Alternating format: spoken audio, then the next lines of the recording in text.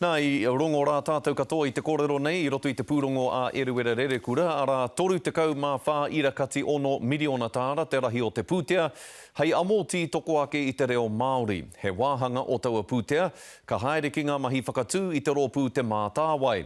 Te kaumārua miliona tāra o taua pūtea rā, ka haere ki ngā kaupapa waihanga rautaki whakarauora reo mā ngā hapori me ngā whānau.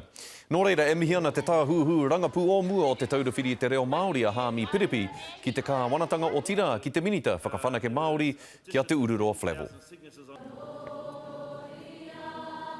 Kei re hoki te koro kena e noho ana, e whawhai ana mo tōna reo me ona tikanga me tōna iwi. Me paki mo tērā, mo tēnā tangata, tēnā minita.